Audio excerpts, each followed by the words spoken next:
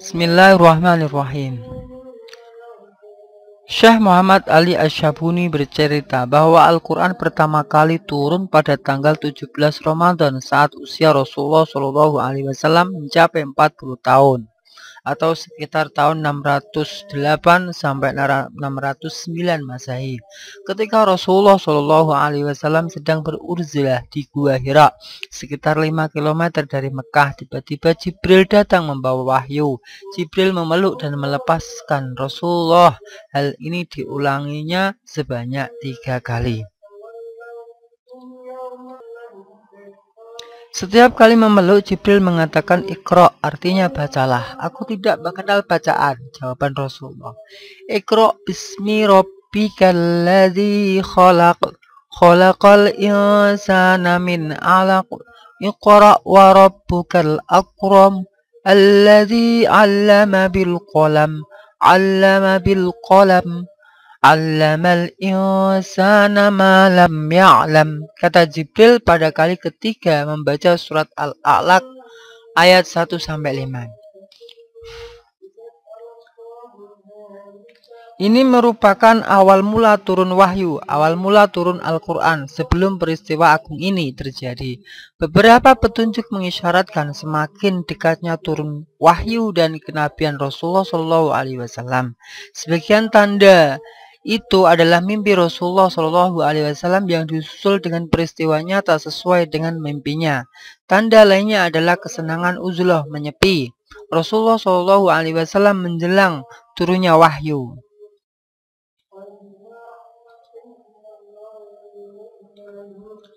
Pandangan ini didukung oleh riwayat Imam Bukhari dari Sayyidah Aisyah radhiyallahu taala anha. Bulan Ramadan disebut secara harfiah sebagai turunnya Al-Quran pada surat Al-Baqarah ayat 185. Sedangkan malaikat yang turun membawa wahyu adalah Ruh Al-Amin atau Ruhul Qudus yang disepakati sebagai Jibril oleh mufassirin sebagaimana keterangan surat Asy-Syu'ara ayat 193 sampai ayat 195 dan surat An-Nahl ayat 102.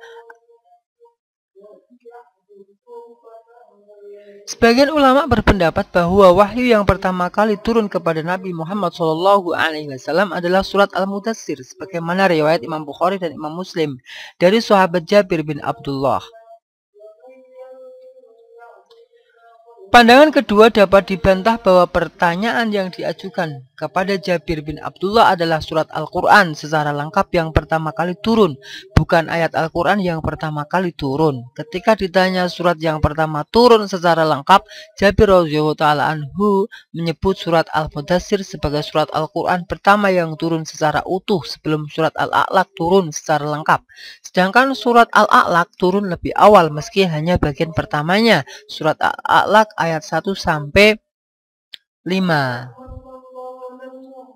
Bantahan ini didukung oleh riwayat Jabir pada Bukhari dan Muslim yang menyebutkan masa fatrah wahyu. Riwayat Jabir menunjukkan peristiwa pada cerita Rasulullah SAW ini terjadi setelah peristiwa di Gua Hira.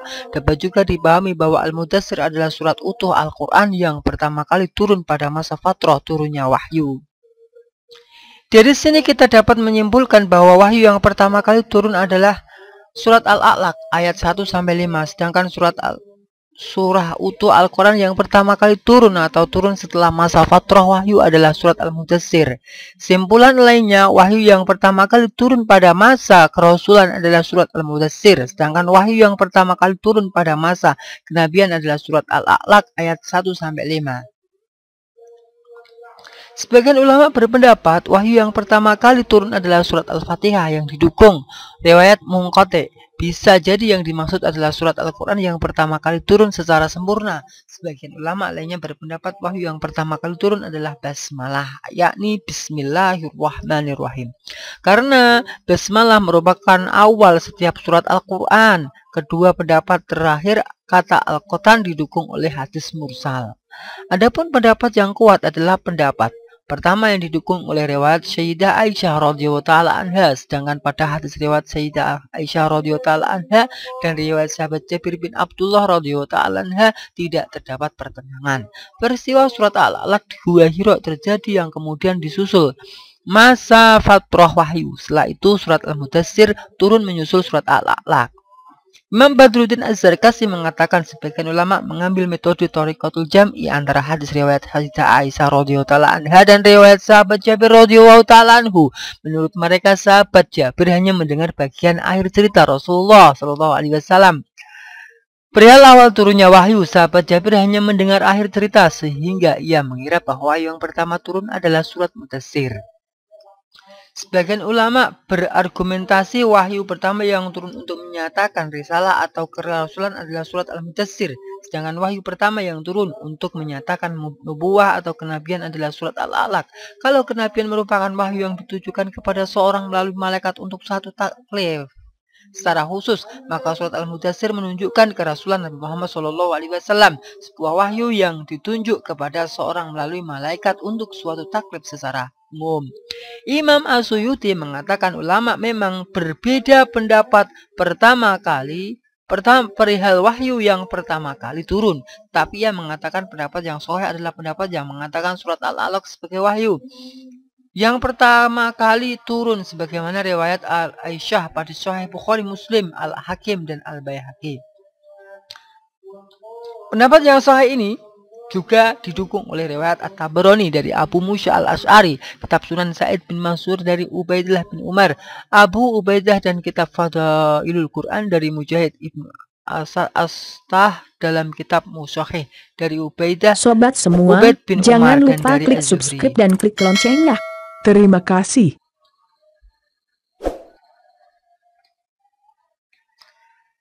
Mengenai hadis riwayat Jabir bin Abdullah radhiyallahu taala anhu terkait surat Al-Mudaththir, As-Suyuti menjelaskan duduk perkara dengan 5 jawaban yang baik, yang sangat baik.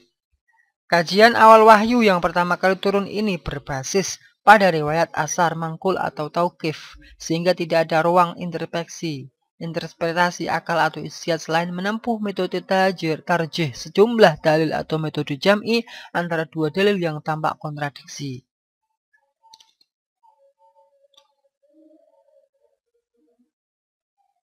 Kajian dari perhatian khusus pada masalah ini bertujuan untuk memahami nasikh mansukh terkait beberapa ayat yang berbicara satu isu tertentu, memahami sejarah legislasi hukum agama, tarikh tasyri' al-islami, pendekatan hukum yang bertahap tadriji, serta tujuan hikmah yang hendak dicapai di balik itu, menjauhkan mereka dari pelarian baik dalam meruntuhkan kebatilan yang mereka jahili, lakukan maupun menegakkan kebenaran yang belum mereka capai.